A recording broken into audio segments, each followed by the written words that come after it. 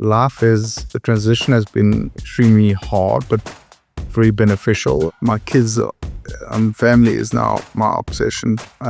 Definitely trying to put them on my shoulders for them to grow and be their own individuals. The first fundamental thing about sport is to enjoy it, love the game, and secondly, enjoy the competition. When I was younger, I might have won a game, but I lost in life. I chose rather to go find a different coach than change what gives me joy out of rugby. Rather than try to make a difference and fail, they're not trying at all. Just be careful, because you only know in hindsight the sacrifice you pay. Because the purpose wasn't to win a Rugby World Cup. Our purpose was to give hope for our country. And that is a big different way of looking at it.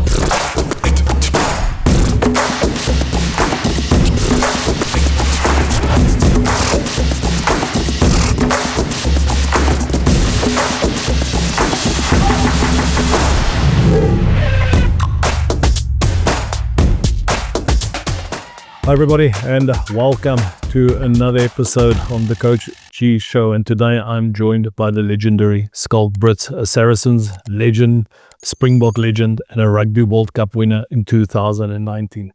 Schalk's career is a masterclass in longevity, not just physically, but mentally and culturally. He's played in a world-class environment, he's led and mentored at the highest level, and he's also an unbelievable human being. Schalk, brother, good to see you. How's things going? Coach G. Good. It is loving life, my friend. It is such a privilege to sit here with you and just share some stories of our careers. I mean, the first time we started playing together was actually at the age of 17, West Province, and before that against each other. So now we're sitting on a different, normally was on the rugby pitch or having a coffee. Now we're sitting at a table and reminiscing about the past. Yeah, I must say I was a bit taken aside when you walked in. I thought, like, who's this guy walking in? It's like this big corporate mogul walking in here, all well dressed. But yeah, just for the audience, Schalk and I, we go way back. As he mentioned, we played against each other, and he stepped the hell out of us, and with lots of great memories. Always felt that you were center trapped in a hooker's body. But Schalk, how's things going? We in your office here in Stellenbosch. How's life been treating you? Quick one, before we get into it, I'm proud to welcome USN as a sponsor of the podcast. USN is a global leader in sports nutrition, and I've trusted their products since my playing days. And now we're reconnecting in this new chapter. Their message is simple. Find your greatness, because champions don't leave performance to chance, they fuel it. Big thanks to USN for backing the show. Now, let's get stuck into today's episode. Fantastic. I mean, I've got, life is busy. I mean, for anyone listening out there, it's as a rugby player or as an athlete, you've got reset kind of times figured out: when you gym, when you eat, when you work, when you sleep. Work-wise, training-wise, I think in the corporate space it merges into something a bit more in you've got more time, not so fixed in certain things. But I think the transition has been extremely hard, but very beneficial. It's now been, almost 7 years since I've finished, and it's been good. I'm lucky enough to had amazing experience with different corporate entities, and 3 boys aged now 14, 12 and 10, one sort of high school this year, and I've got a wife that is my rock and my partner that goes through life. So as you mentioned earlier before the podcast started, got a lot of our former teammates that's around here. Any funny stories you can share with us? No, it is interesting. It's normally all the discussions. I laughed the other day. Normally all the coaches go, yes, especially the parents in South Africa, they're very passionate about sport, or rugby or whatever, and they think their kid's going to be the next Protea or the next Springbok or whatever that might be. And normally the coaches go, okay, fine, look, your dad's not a Springbok, so just relax, parents. And in this one conversation, We've had John de Creer, Michael Kloss and Brian Abana, myself. Then you had JD Muller, they played with you, and Neil Fullard, they played prop with you. They were all in the conversation. So the coach said, okay, maybe your parents are Springboks. But the reality is we've got some unbelievable mates around here, and we've got John de Villiers, Schalk Brits, that is all in the vicinity of the Winelands. So there's some unbelievable ex-players around here. We try to catch up every now and then, so that does make it a lot easier. So tell me, outside of the business side of things, we're going to get back to that. What is probably your biggest obsession at the moment? A lot of athletes when they retire, for some it's paddle, for some it's golf. Is there anything at the moment? Look, I've always, my kids, family is now my obsession.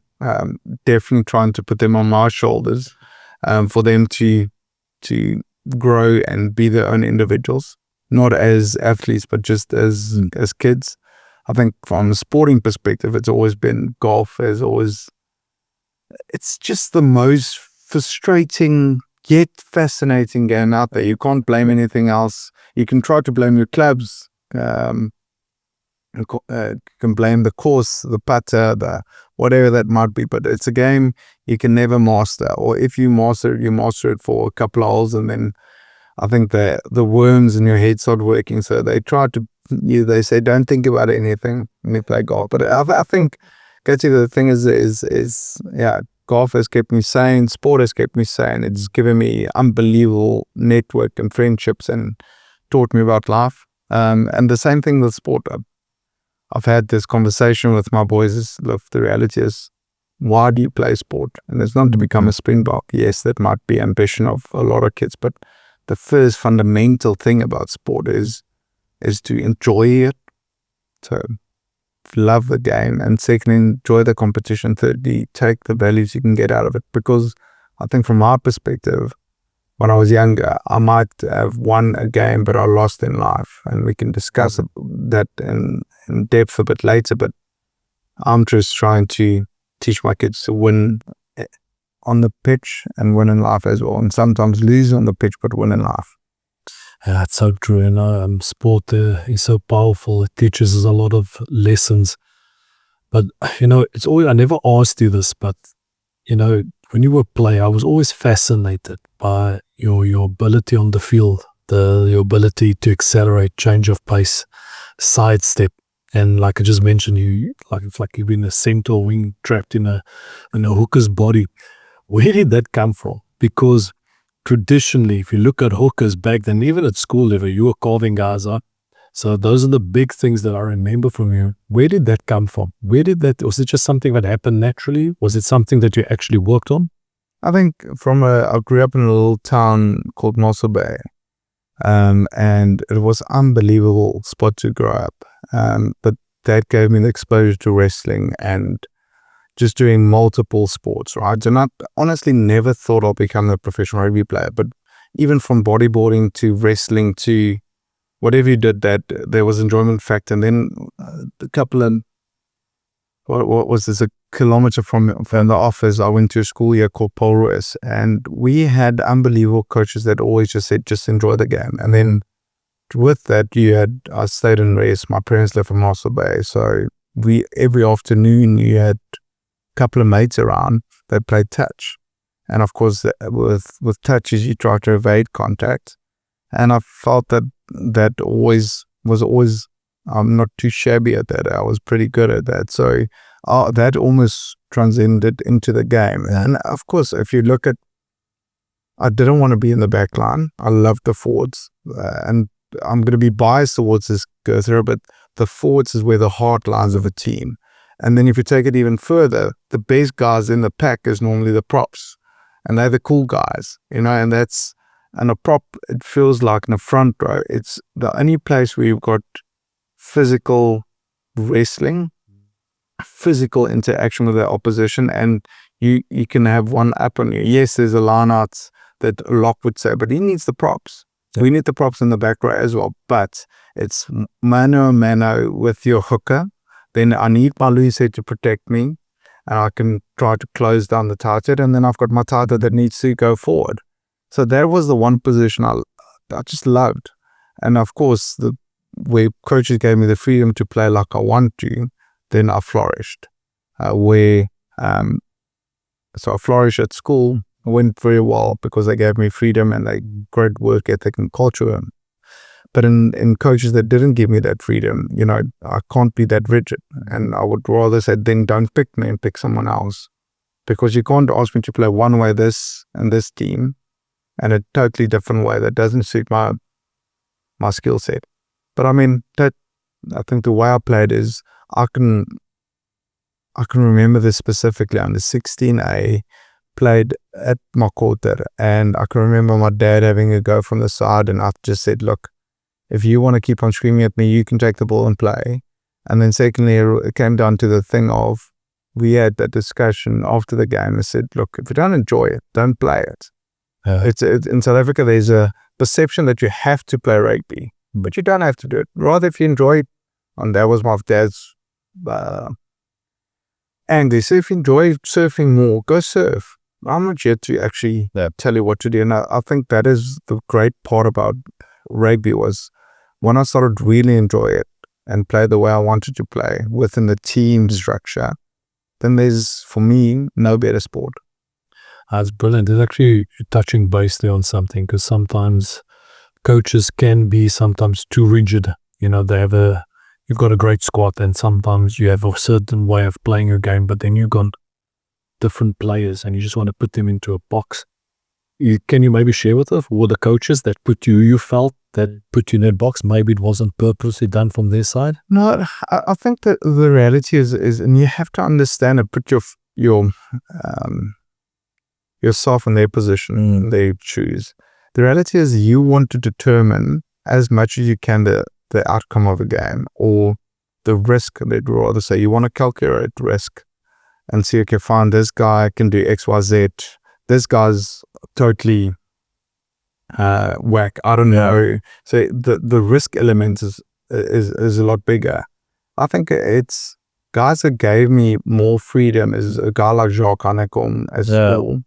He was the guy. Then Gert and the coaches here, Gert Small was at the Storms that particular time. I was a bit younger. I didn't want to weigh 110. I can't step and run and do things on the pitch. I thought about, now it's called what do you call it? Battle points or battle scores or whatever. Battle stats. And I always said, well, if I can do double the amount that the other guy does, that surely then should equate to a better rugby player. If I weigh 110, I can't do all those things.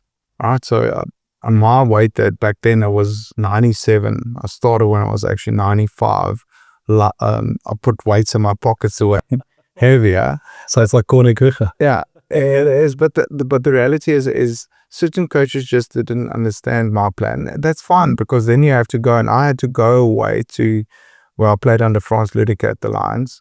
We had a very open play style. In the beginning, it's like, and I guess that's trust as well. If your error rate is high, we're not going to be picked. But my capability to offload or your capability to offload is different. So you have to play to your strength. I mean, I can remember the Bulls days when they had a very different game to ours. They were just so efficient in how they executed. And now you throw something totally different in that package, maybe that would disrupt the flow of the game or the error rate. But then you go, okay, fine, come back. Rassie gave me a bit more freedom. Or that was first Nick. And Nick was the director of rugby. Quibus and Gary Gold wasn't on the same page. And the culture here was not the ideal place. Rassie took over and it became better. And then I went to Saracens, and they totally opened up the floodgates with all our players. They said, look, who is best suited for X, Y, Z? And I started playing in the backfield. Like from kick returns, I was in the backfield. So it was totally a different way of looking at it. And actually, I think it's coaches evolve as well. You have to find something. You need the steady guys. You need the more extravagant guys. And it's almost like the mix of any team. You need a bit of both. You can't just have guys that play a certain way.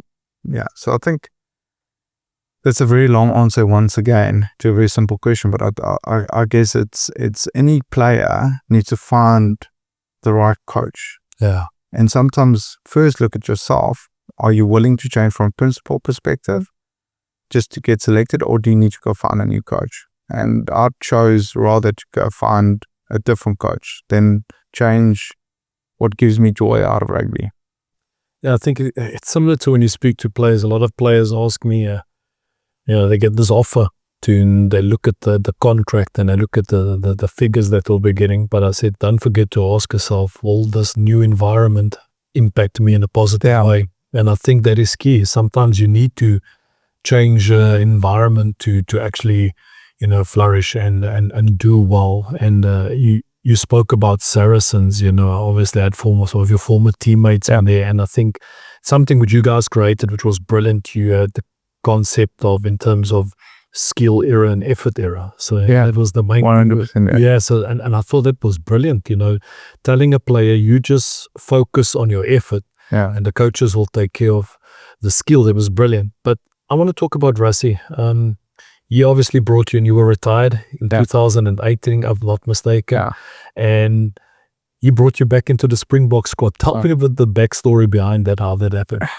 It's just to give more context. Like, he was my first coach at the Cats. If you remember the Cats. Yeah, I used to play for the Cats back in the day. So the Cats, there was him and Chester was the coaches. Well, I played for the Lions, and of course that was a great experience. But he was just literally finished his career and then moved over as assistant coach. Then, of course, they split, and the Free State or the Cheetahs had their own team and the Lions had their own team. And then eventually, sort of our paths crossed again when he took over as the Stormers coach. So then I played with him for another 2 or 3 years. And then actually I went to Saracens. He kept on coaching on this side. Tuti was here as well. And then eventually went to Munster. And with the interactions with Munster and Saracens, we played a couple of Heineken Cups, was now the Champions Cup, against each other. And so we would always have a chat afterwards. Like, Jockey was good friends of mine, and the same with Rassie. And I've always admired his way. I mean, how he coaches and how he thinks out of the box. I can remember the first Cats line-out session, we didn't have any calls. I made the calls as a hooker, how they should move. And I'm like, this guy's insane. I was 23, 24. And then eventually I literally finished my career at Saracens, last training session, last benefit dinner, last whatever you can call it, last match in a final. I can't remember, we even played in 2018 final. We won, I think it was Exeter. I think we played Exeter. Anyway, got a yellow card for a house game. And I was actually thought, okay, fine, this is the new career. I was going to start studying at Cambridge. I've got my work set at Raynet, and this is now the corporate world. So I want to thank my family for the sacrifices they've made. And here we go, my wife, the 3 boys on a plane to Ibiza, and not the one where you party, right? It's the family version. The family version of it. And we were having a great time.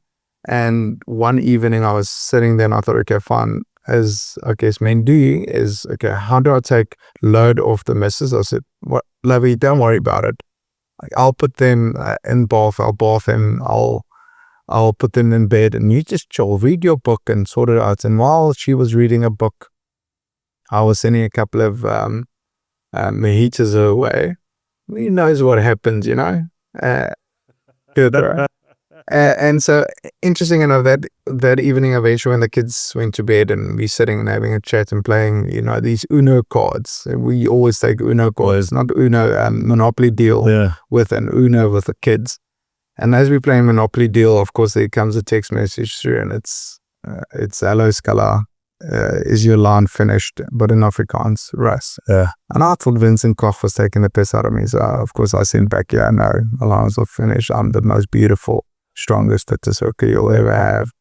Just leave me know when I fly. And after a couple of messages like that, my wife said, look, why can't I be Rassie? I said, look, Lovey, I'm 37. I haven't played for the Springboks since 2015 after the World Cup. We lost against New Zealand in the semi-finals. Why would they bring me back? And I thought it was Vincent Koch. They had a camp here in Stellenbosch, and one of these clubs having a couple of beers and taking the mickey out of me. Eventually, fast forward the story, eventually phoned Rassie. I'm like, oh my goodness, it is really. So the idea was only actually to join them for the test matches against England. I give a bit of insight. And when I got to the team, and it's a very long, it was a totally different setup. Rassie was precise. He had a plan for 18 months. He only had 18 months to get us ready.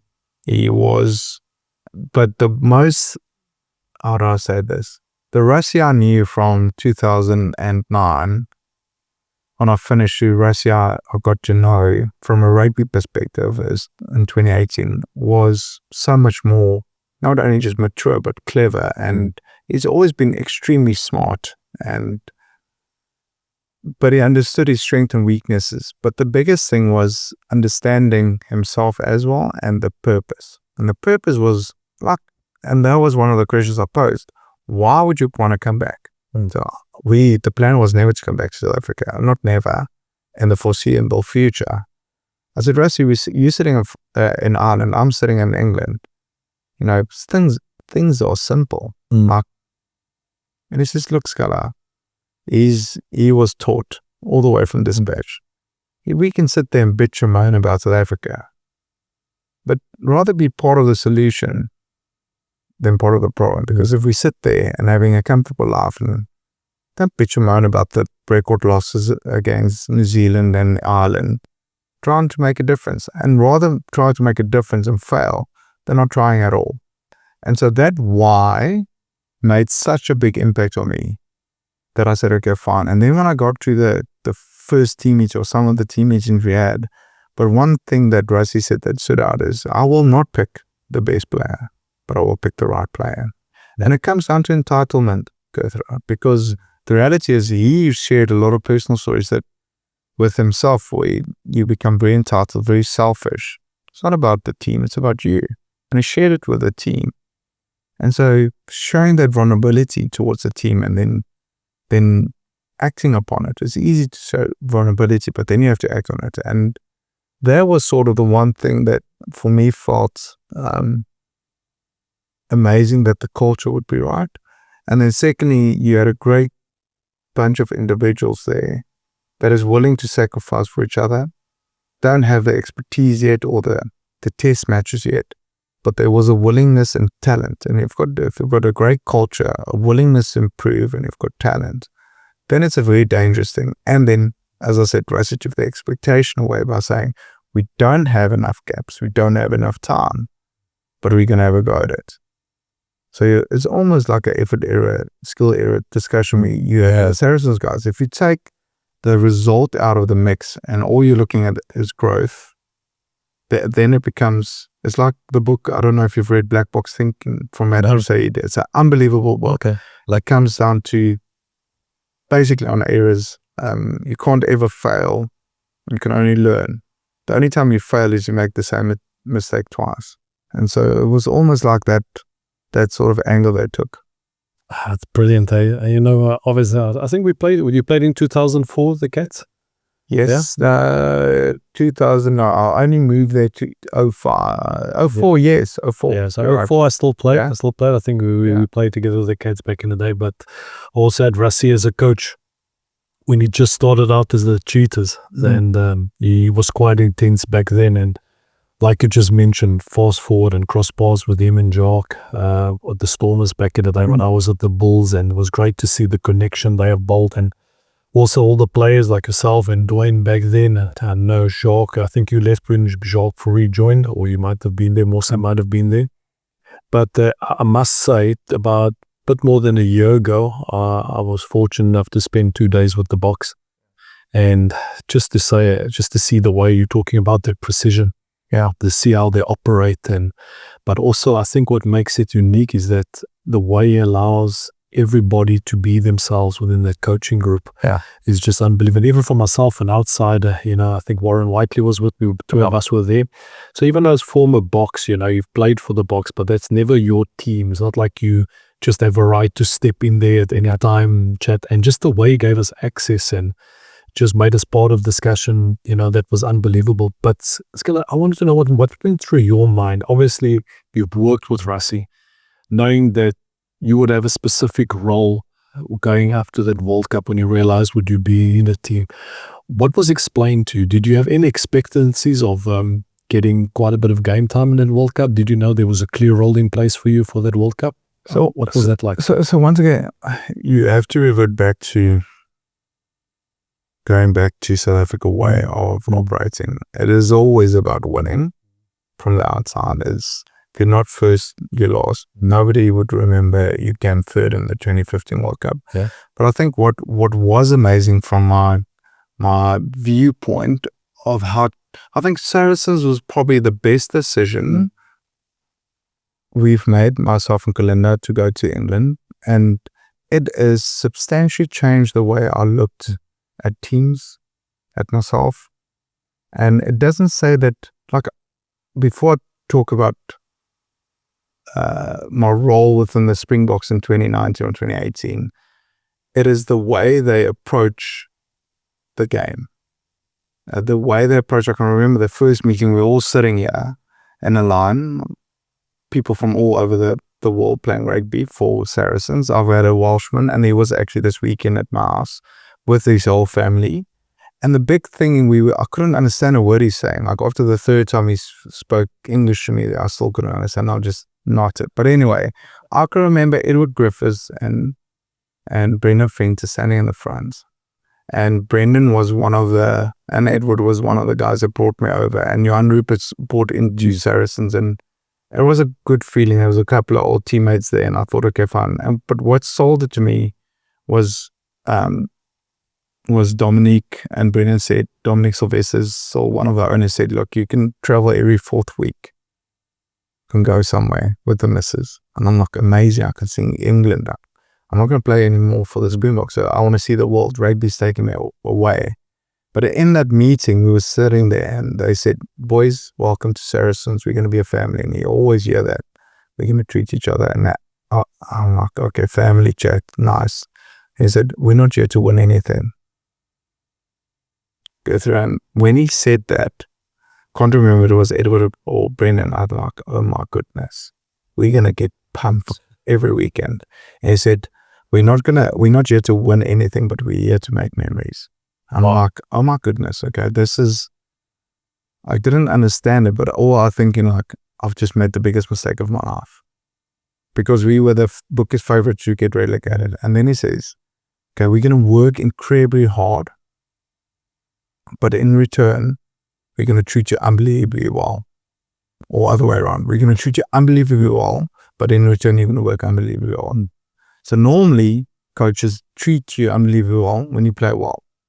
They treat you like crap when you play badly.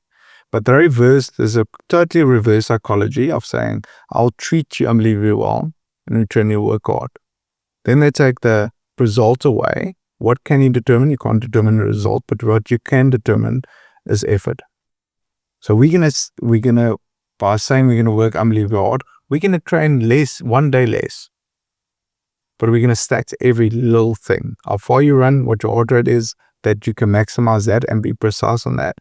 On the other part, and it all comes down to, how do people function? People need three things. Something to dream for. So how do they work on that? Rotation. So if you're a rugby player, it's easy. Rotation gives other people opportunity to play. So that's a dream. The players that are currently playing, he gets a break where you can make, so it's something to dream for, someone to love. So they bring in the families. It was a very family orientated, and something to do. And that's rugby. That was rugby at that particular time. So if you look after the human first and then after performance, the combination of those things is vital. And so all those things of playing, rotating, gave you sort of the viewpoint that player is playing well, while I'm rotating, I have to get him as best possible. And we changed the remuneration system by saying alignment with remuneration is, if a guy plays 1 minute or every minute, he gets paid on the bonus structure exactly the same. So when we succeed only at the semi-final final, they play the best sides. During the whole season, they rotate. Meaning that if I don't play, and that's arrogant of me saying, let's say if not me, but if someone thinks he's the best, that if he doesn't play, the team will be worse off. So he has to help the other hooker or the other flyer for other to play well when he doesn't play. Because I want to play semi-finals and finals. So that rotation policy that we had at Saracens of not just growth, internal but healthy competition, almost was like a great stepping board towards the Springboks. And that's the same thing at the Springboks is you can remember scrumming times, and this is a great indication. When a team doesn't have a growth mindset and a scrum perspective, and they just try to scrum the living crap out of each other, and it's all about ego. I'm going to get it over you, and you're going to get it over me, and I don't look after my hooker or after my prop. This is, sorry for the language, but it's a dick measuring contest. If you take that away, and every time after every scrum you go, okay, boys, what just happened there? What did you do there? Because normally in the olden days, you won't share anything about your IP, but as soon as it becomes a sharing experience and doing something, can you do that again? I want to see how can I counter that? Then your team from a scoring perspective grows. I think that whole element when I joined the box, it was so nice to have great guys with Bongi and Malcolm, and then you had Akker there, and it was sharing, and it was sharing culture, but it was, in the beginning, it was like awkward, like great scrum, or teach me what you've done there, or after a team get Malcolm or Bongi gets selected, I go over to them and shake their hand, well done, okay, how can I help? Because the reality is I want the team to do well. I know I'm going to be, and that was the good thing about Rassie, he would say I would rotate here and there and there. So you knew when your opportunity is where your dream comes to play for the Boks, but in the whole system, it was a culture of alignment from cultural, financial, and then how can we make this team the best? Because the purpose wasn't to win a Rugby World Cup. Our purpose was to give hope for our country. And that is a big different way of looking at it, because there's a lot of teams that want to win a World Cup, but there's not a lot of teams that want to give hope in a country in 2018, 2019 that had a lot of flaws, and we still have flaws. But there's one way, like Nelson Mandela said, I mean, through sport, you can cross a lot of bridges. Yeah. You've given me lots there to think about. There's lots of follow-up questions. And I think something you spoke about there, which I think is very important, Schala, is that what I like is about the rotation system. That it's not just, okay, you're getting opportunity. That means everybody needs to buy into the effort. They need to show up consistently. Just prior to this, I had a great chat with CJ Stander as well. And he mentioned that you just got to show up every single day, and speaking to yourself and Brad Barrett and Charlie Ocean as well. I asked him, like, was this driven by the Saracens coaches? Then you guys need to work hard. He said, no, it actually just happened naturally. I can just mention it. The environment was created where you feel that I want to be the best version of myself. I want to give it everything. And that's something I mention a lot to people when I'm doing events in the corporate space, team building. I say, like, what environment are you creating where your employees actually want to give it their all? They want to go above and beyond. And the interesting thing you mentioned there with the Boks, the purpose wasn't to win a World Cup, and it's about giving hope. And that's what I always tell teams, like whether it's a Super Rugby or the Champions Cup or top one, everybody wants to win it, but what's driven in? I'm a firm believer teams that were up there and that they could drop, it's often linked to not being clear on the purpose, or they've gone into a comfort zone, if I can put it that way. But Schalk, I think the big question... So just on that, great point. But go through the biggest destroyer of a good culture is two things. And it's easy. It's winning or losing. So the problem you've got is winning gives you the idea of success, because if your idea or your purpose is winning, then you've won. So, and losing people turn against each other normally, right? So whose fault is it? Who takes ownership? But on the winning equation of it, is if your purpose is constantly growing and improving as a team, irrelevant of what the result is, then you can't ever win. You can only grow. So then it's infinite. The problem is we've got goals that's finite now, that has to be achieved today. But the same thing is if, I think Simon Sinek talks about the infinite game that you want to play. And if a culture is infinite, that you want to keep on growing as a company or as a team, and reassess every time when you have small wins on the thing, then it's a lot healthier. But people get greedy, people think about winning, and culture, organizations change. I think like our generation that was the Saracens, that started off with, was very we want to make memories kind of viewpoints. And there was a younger generation who came through that thought winning is easy. They just stepped in and kept on winning. There wasn't a lot of hard discussions on that side, and they just had a different way, and that's all right. People change over culture. Over time, culture changes. But the why needs to stay the same. And sometimes a new coach comes in, a new CEO comes in, a new team comes in. They've got different values. And that's very hard, where you see great organizations lose their way because their why changes. But sometimes it can be a positive as well. Anyway, that was just on your purpose. I'm aligned. I've read the book as well of Simon Sinek, your why and how important it is. And that's also often when I'm working with teams or with coaches or with players, I have something fortunate I've developed over the years called the Scrum Dominator mindset. So everybody wants to dominate the Scrum, which is normal. So then I always tell them, okay, so you define success in the Scrum whether you dominate or not.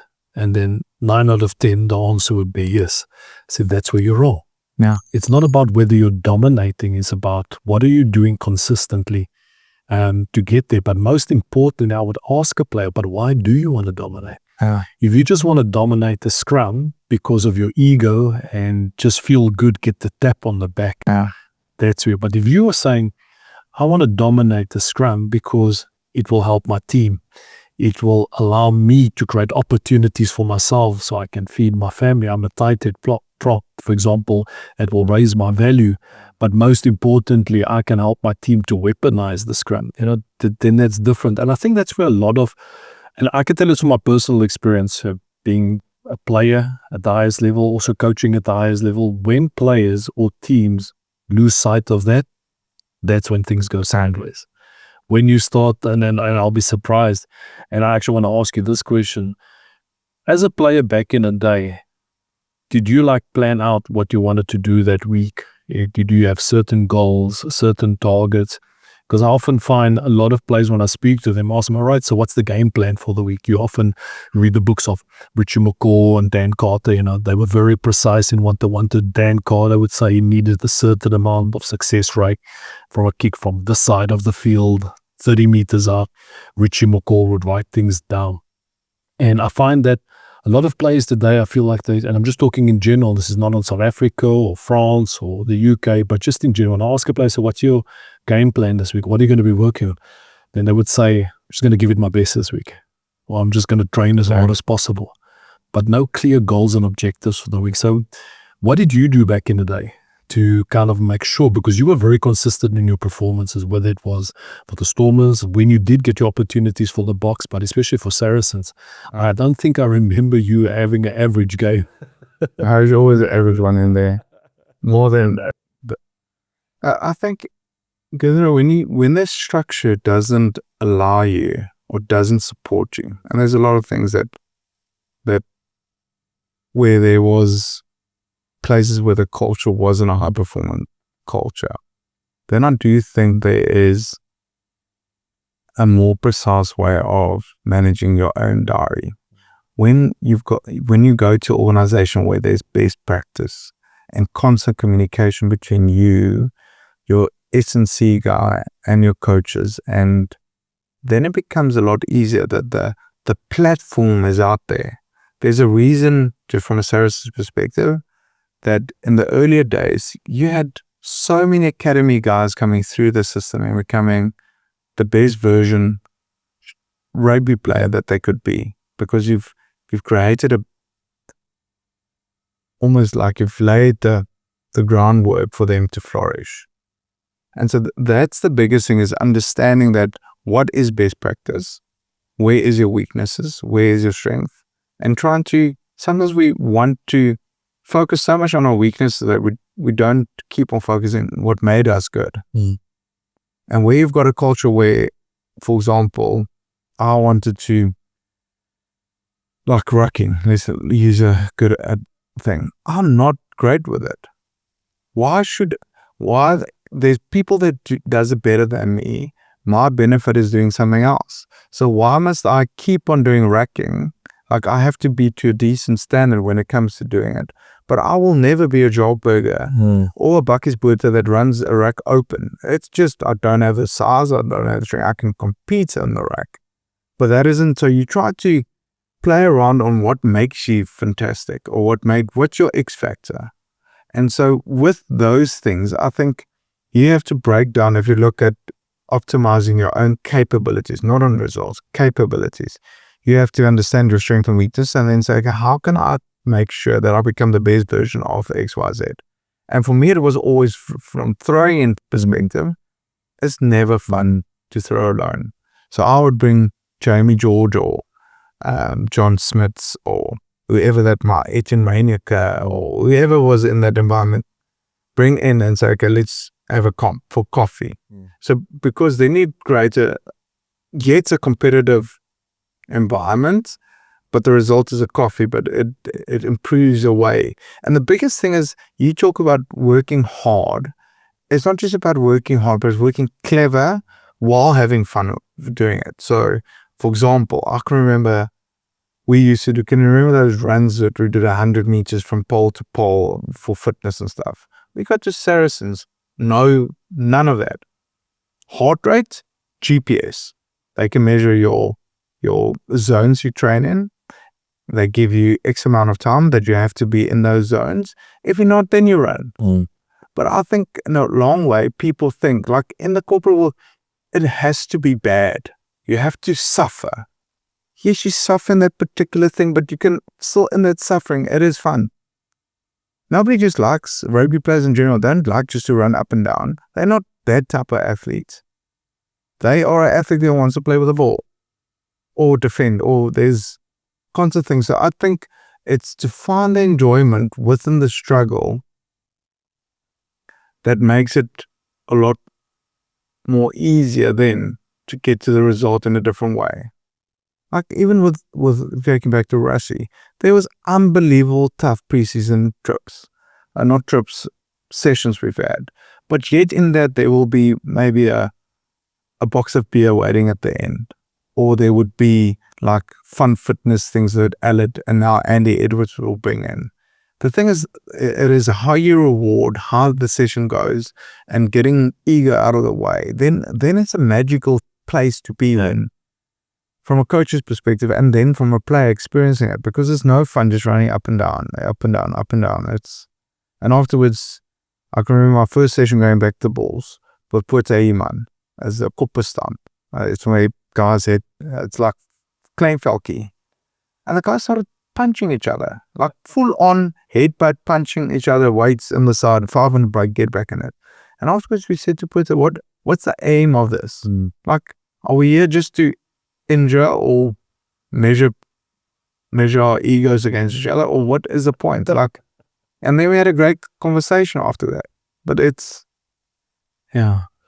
You actually gave me such a brilliant answer yesterday when I asked you about one of the big reasons and what your role was with the boxer. I got sidetracked there because I think this is a brilliant conversation, because it's not just about rugby, it's about, high performance in all areas with its sport and the corporate space. But if you could maybe just tell the audience, in your mind, what was the reason Rassie brought you back? Obviously, you guys have a great relationship. He knows what he has in you as a player, because that's a massive call for a coach to bring in a player who isn't retired, and you're on holiday in Ibiza as well. But what was your role? What was the reason he brought you back? getting back to particularly, firstly, in Rassie's perspective, he's taking an unbelievable gamble on me. He got a lot of heat for bringing an old, has-been player back. And I think the reason is he knows, and he said, if I'm good enough, I'm old enough. Now, normally it works on the other side of the scale. In my particular opinion, it is if I'm good enough, I'm young enough, kind of thing. But it was, I think that the viewpoint is, I don't get, maybe in my younger days, but later in life, rugby was only a very small part of my life. Not small, it was a big part, but not to my personal viewpoint or how I saw myself. It was a thing that I'd done or doing, but how I treat people, it's not connected to the who or the why for me. And then if you take rugby within South Africa, it can become the Springbok environment can become toxic.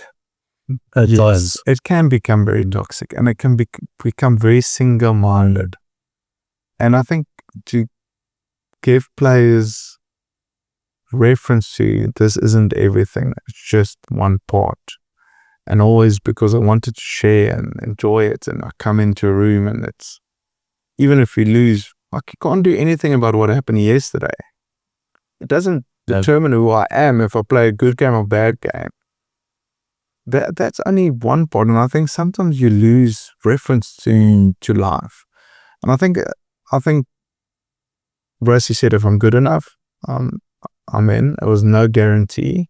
And I think a guy like Dwayne, I can't take any credit. Like the team environment with the guys I was around is unbelievable. So it made all our jobs a lot easier. And I think it's just a combination of having, I think with any team, some old age, young age, some balance into it. I'll be honest, I'm going to give you my point of view. I know why I brought you back. And I think this is an important lesson for rugby players, but anybody's like, and I know back in the day, in terms of your Springbok career, I'm not mistaken, you played 15 games. And you like a lot of other players potentially have deserved more competition, more stuff back then with all the hookers, but I'll never forget, and often both of us, we found ourselves being in the dirty crew, the dirt trackers. Yeah. You know, it's frustrating. You want to play, but there wasn't one time that you would show how you felt in that moment. Yeah. You would never, ever bring the team down. And obviously, we nicknamed you back down and smiling. Yeah. Or you're always smiling. I was like, how do you do it? And one of the reasons I see it, why Rassie brought you back, definitely it's your experience. It was what you achieved at Saracens, the leader that you were there, but your ability to make people feel good about themselves. Your ability to always show interest. You would always connect with people, and that sense of humility. And I think what he wanted to create was that, to reinforce actually that environment in the sense of, we stand for something bigger. How are you giving energy to your team? You will always talk in the environment of high performance. Are you giving energy, or are you an energy 100%. vampire? Yeah. You know, those are the key things. But you also got that opportunity because you've left such a big mark on him in the sense of who you are, not just on the field, but off the field. And I think that's a massive lesson that players sometimes, they think on the now. They think about, okay, I didn't get selected. They get angry. They showcase their emotions. And, you know, people look at that. And I think that's so important for younger players to learn that lesson. You got to not just be consistent in your efforts at training, but being consistent in terms of what you are bringing to the team. If you're not playing, how can I help the team? How can you be in service of the team? But Scala, I want to come now to your next part of life. You've transitioned successfully. You're helping players, mentoring players at the moment. If you can tell us a bit more about what you are currently doing at the moment. So how the whole transition happened was, there was the opportunity to go play in Toulon. And the money was really good, compared to what we got paid at Saracens. And it was sort of I saw this. I always wanted to play in France, just for the lifestyle. It's making new memory, right? But my wife was happy, my kids were happy, and sort of the discussion went with Saracens is like, give us an alternative. We can't match you on the salary. Impossible. And sort of the then discussion went, I want the opportunity after that, because the reality is athletes struggle after their career. And Johan was very kind to agree for a term of getting experience at Rainet or at Brengro. And it's a private equity business. And so I've always been, that's what I studied, management accountancy, is trying to get into the business world. And so I said, okay, fine, I'll take less, but then I want a year or 2 years off. So he thought I wanted for lifetime employment. And I said, no, I just want 2 years. And it's been, the transition was, because I can remember the first, and this is me trying to be more open and vulnerable with this. I can remember, imagine just one World Cup, went on holiday, and it was, I think, the 8th or 9th of Jan. I was sitting in an office in Stellenbosch, got my laptop, and I've got absolutely no idea what I'm doing. I've worked at KPMG at Inso while doing work experience. I did while I was playing captain with R&B, and it was just, I'm like, what do I do now? How do I add value? Because the reality in a rugby environment is either you, on the energy front, give energy or take energy, or what's your value add to the organization? I said, how can I add value to a already very successful business? And at one stage, it was hard because you came from this changing, winning World Cup, going on a road trip, and back into an office where your office is this big, and you don't know, people look at you from a different perspective. You see a World Cup, but maybe he's arrogant, or maybe he's got an ego, he's thinking he walks on water kind of thing. And there is people like that things that internal or externally. But the transition came, or the hard part really came down to actually going into Excel presentations, discounted cash flows. And I can remember doing my first discounted cash flow, and I'm like, I'm so happy it's my first one at trying to work out. And I was like, that wasn't the same energy I got back from that I did the discounted cash flow for. It's like, oh my goodness. And I came to the realization they've compounded knowledge, expertise, like you did while you were playing rugby. They were working on that Excel spreadsheets. They freaking gurus on this. And where something takes me 5 days, it takes them half a day. And at one stage, I really hated the game. Like, not hate it, what it took away from me. Because my peers are now, or even kids that's 10 years my junior, they're just so phenomenal on the technical side. And through that whole transition of going, so I was in a private equity, then I worked at the venture capital side, internal audit, and then on the lending side, and that probably gave me a knowledge of what I don't want to do rather than what I want to do. But with that, through this whole evolution of, like, rugby was a part of me, but it wasn't my identity.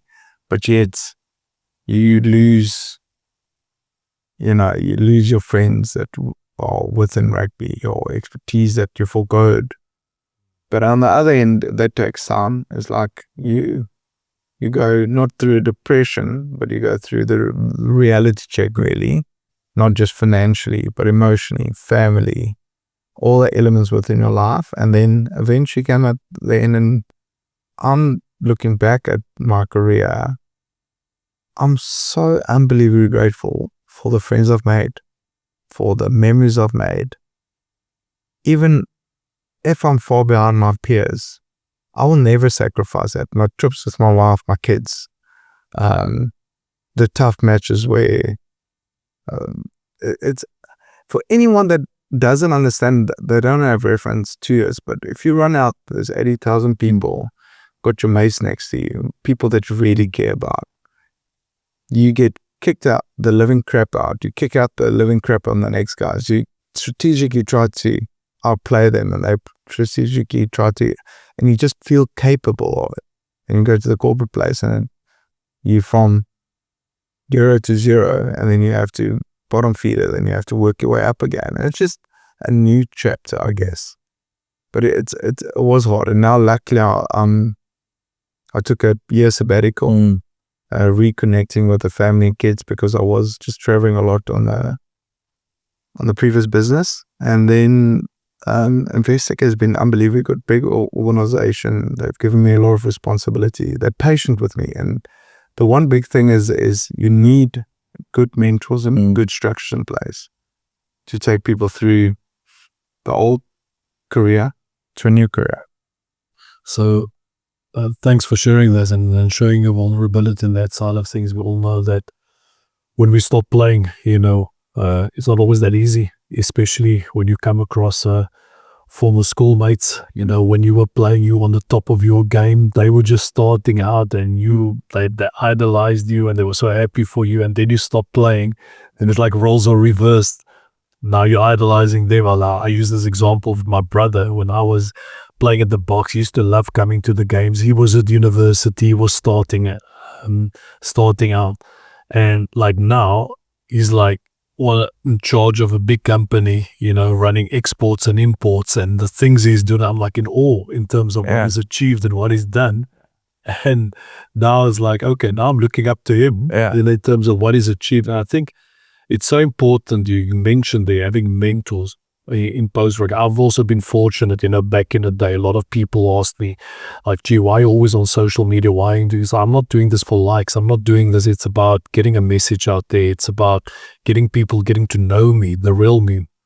And it's so important to have people to guide you and give you that space that you are going to make mistakes. So this is my question. Who are your mentors right now that is helping you to, how can I say, explore this next chapter of your life? Now, these mentors have been in place for quite some time, and purposely I'm putting mentors in place now for my boys. And actually they're quite diverse. And so my mentors, it would be unfair to praise or mention their names, but there is 4 of them that I always phone. And I broke it down to one from school that played a massive part, one that played in my earlier career, then later totally outside of it. And they're quite diverse, different from different industries. And people that, the particular one, I'm not talking about my father, my mother, but people that has known me the longest. And so I think now the same with my boys, is they're going to come to a phase where daddy isn't cool anymore. And everything I say is wrong. But before I get there, I want to put mentors in place. There's a book called Raising Boys. It's an amazing book. But anyway, getting back to it, is the reality is you need not only now that I've got a wife, she's my best mate and my rock, but you need people to give you reference on different places and different things. So the reality is the journey is very alone and it's by yourself, and you think you can achieve it all. But that's the one thing I've learned through rugby is you need a team around you. And so purposely these mentors has helped me. One said, what am I doing? I'm losing sight of what's important in life to me. And he said, look, he had to, from his mistakes, had to sacrifice a lot to build a great business, but it came to the sacrifice of his kids and his family. And is it worthwhile then? Depends what success wants. Yeah. And for me then, that's why I went on a sabbatical. After this conversation, he says, just be careful, because you only know in hindsight the sacrifice you pay in hindsight.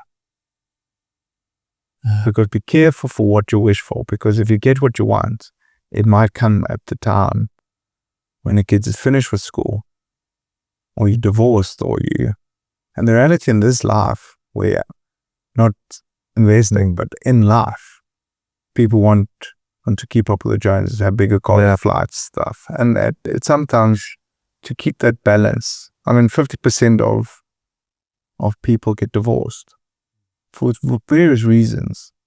But I think a lot of the things can be avoided by just great communication and having a very, I guess the question is, which is what's important to you? And I've almost stuffed it up once with my family and kids with not infidelity, but just work. And go through this, there's nothing more important. I want to have my 3 boys and my wife next to me and a couple of mates. And unfortunately, it's either there's a couple of balls you have to keep on bouncing, right? Is your religious or health, how can I say that? Yeah. Your spiritual self, and then you go your physical health. It is in your family, then it's your friends, and so and then it's your work. So there's those 5 that you try to keep on balancing, and it is a very tough game to play. But the example was a lot of them will bounce back if you let them drop. But if you drop your family and your wife and it becomes tricky. Yeah, that's so true. I can relate to that. I remember when I just started stopped playing and started going into my ventures, was doing a lot of corporate events, a lot of consulting in rugby as well, and I was just full on the whole time. And even at times where my wife would actually come to me and the kids would say but yeah, I'm speaking to dad, but he's not really listening. So like, yeah, you're on your phone. And also, spending 4 years at La Rochelle, which was brilliant, which was an unbelievable coaching experience. But then I also realized being my family living in Toulouse, obviously we made the decision to keep the family in Toulouse because that's where their home is. That's where their life is, their identity. And we just felt to relocate the whole family to La Rochelle. When I originally signed, it was only for 2 years and then obviously extended after that. And that was a big decision for me to stop at La Rochelle. And obviously it was linked to, there were 2 parts of that decision. One, I want to add more impact in a team in a sense of really helping players change their lives, not just on the field, but off the field. I want to be a forwards coach and potentially a manager one day. But most importantly, I wanted to be closer to my family, be closer to my kids. No. I shared it with you just before, I'll never forget 2 years ago, my daughter said to me, why does all my friends get to see their dad every single day and I can't see mine? And that broke me. Yeah. That broke me. And I think it's important you're speaking about balance. And I'm actually reading a very interesting book at the moment. It's about how to raise mentally strong kids. Yeah. And what they touch base on is about, there's the biological aspect. Yeah. There's the psychological aspect as well of life, the emotional aspect. And then most importantly, when you have to look at it, is obviously the professional side. And obviously family is tied into that all over. And you got to have that balance in different areas. And I think one of the biggest things that I've done, when I switch off. When I get home, there's a time for my kids. And if it happens over the weekend that I have to potentially work, then it will be only fitted into a slot where it doesn't impact my family time. Yeah. I will even go so far, I would ask my wife, my kids, listen, what do you guys want to do? All right, what's the plan for the weekend? What are we going to do for the weekend, spending time together as a family? Then I would say, you know what? I just need an hour. Where will that 1 hour suit you? Where I just need to finish or something. But that 1 hour would never transform into 2 or to 3. And I think it's important about having that balance. And I think the biggest thing that we struggle with as former rugby players when we're going to this corporate environment is that we struggle with time management, because we get because that part of our identity which has been ingrained for us, we go all out. So if we have our goals in mind, and I think that's something which I've learned now, is to find better management, actually time block. This is when I'm on, this is when I'm working, this is when I'm taking time for myself, and this is when I'm spending time with the family. But Skala, I know we come towards the end because you got some work to do, you got some appointments with you, we were running out of time. Working with players now and helping them in their journeys as well, what's the the biggest advice you would give to the players of the new generation now? Not just from a performance point of view, but in terms of getting themselves ready for rugby after life after rugby. Life after rugby. So our viewpoint, our strategy within the business, within Bestech, is actually just making sure that we've got a responsibility towards looking after our heroes. Our heroes in South Africa has brought so much hope to our country that is sometimes dark in a way that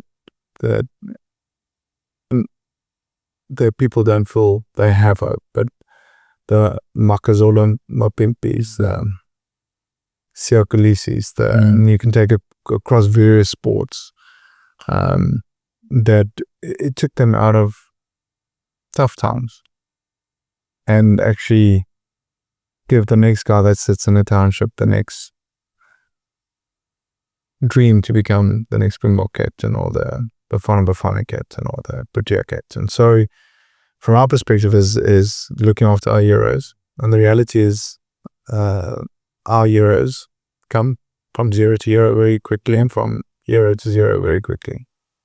So what we're trying to put is a structure behind that we can support them from a financial literacy, from a banking perspective, the basic banking stuff, and help that the federations and clubs are healthier from a capital allocation and debt side. And so within Investec, we focusing on the players itself is trying to invest in their future self. And that's the biggest thing, is understanding how income and expense work, understanding that the next biggest car that you want to buy isn't maybe the best thing because it decreases in value, making sure there's income protection, making sure there is, your plan is set up, because unfortunately the reality is your rotation or your end of your career can be tomorrow, or it can be in 10 years, but it will finish. You'll have to have a second career, a second purpose, a second why. We just want to make sure that the transition from beginning to end is as smooth as it can be. And look, at the reality is we all make mistakes. It's never too late. But I'd never want to go visit, and this is not Investec's one, this is my why. I never want to go visit an old friend again that I played with, won a World Cup and doesn't have food. That wife has left him because he got addicted to something. His own money, the kids alone. It is for reasons that it will happen, but not for reasons because the guy didn't plan or emotionally not supported and all those things. And so we've got a great organization to help and collaborate with organization within the South African landscape that will help players invest in the good times and in the bad times. And that is the purpose of being the trusted financial partner for sport. Okay, brilliant. No, it feels like a sales pitch, but it's very no. It's not, because I think it's important, because players need that.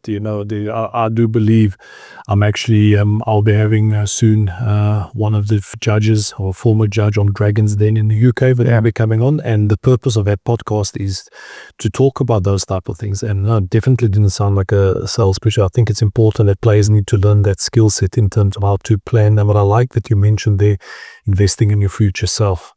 I think that is something often we talk about rugby is like your plan A, and so what's your plan B? And that's why I think we get it wrong. It's about having a plan A and a plan A. Yeah. And I think that's important, like, right, rugby is going to stop there, then my next journey starts. And that's why I'm trying also to have guests on sharing some of the insights and like what is the skill set that you require when you find yourself in a corporate space. And you mentioned there you found yourself a bit lost. You're looking at it takes you 5 days to do a certain what was it, discounting cash flow, and other guys takes half a day. So maybe there's something you can do while you're still playing that you can see. What is interesting, Guthrie, if you look at it, is normally you go study. Yeah. Normally you have to take debt out to get a degree, and then when you get the degree, it is you improving yourself, making you more employable, giving you education like you go to school, but now it's getting a degree. A lot of the players, athletes, can't do it now because their careers are extremely busy and it starts early. But if you look at the realities, there is a lot of downtime. What you can do, can study. It doesn't have to be, and this is where Saracens was amazing, but off the point, but where you can learn it, any skill set. It doesn't have to be accounting or lawyer, or you can become a plumber. You can become whatever you want to do. There's one player, I won't mention him, he wanted to be the best gardener he wanted to be. And we said, well, don't look at just being a gardener. Run your own garden company. So that's the passion. Can we help him become more equipped to run a business? But it is focused on gardening. So that's his passion. So the biggest thing is now the same with as this athlete getting paid. You've got a lot of requirements from your sponsors, your team, all those things. But within that, every person you meet, write their name down, understand what they do. They might be your next employer in your business. So from that perspective, keep on networking, keep on growing, get your skill set. Try to, whatever your passion, whatever passion you have, try to go in that direction, because the reality is there's only so many pundits and there's only so many coaches. That's true. So then the reality is, what's your next thing? And then if you saved up enough money over time, because what does money give you? Money gives you time. It gives you opportunity set to choose what you do want to do next. If you can take one of those elements away, financial pressure, then it's a lot easier. Then you've got time to decide what you want to do next. And that is the reality. If I can say to any athlete out there, try to acquire as many skills as, and it's, people always think about just studying or degrees, but there's being an electrician or a sparky or whatever that might be. You never know. You've got more things to fall back on. And it's hard. The reality is, normally any company can't give you responsibility because you're not there permanently. And I've learned it the hard way. Then you just become a face for the meetings. But in those meetings, I understand you can learn a lot. You build another network. You can still study something else. So that's my advice. And then save up. Yeah.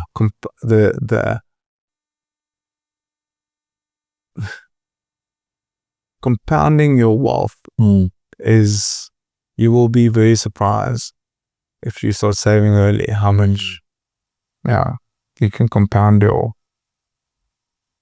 wealth. No, Scar, thanks for sharing that. I'm not gonna hold you up any longer. Just if there are players out there that want to reach out and ask you some questions, especially in terms of how to invest in the future itself, what is the best way for them to do that? Well, you can we've got an unbelievable team at Investec that is very sport focused. Okay.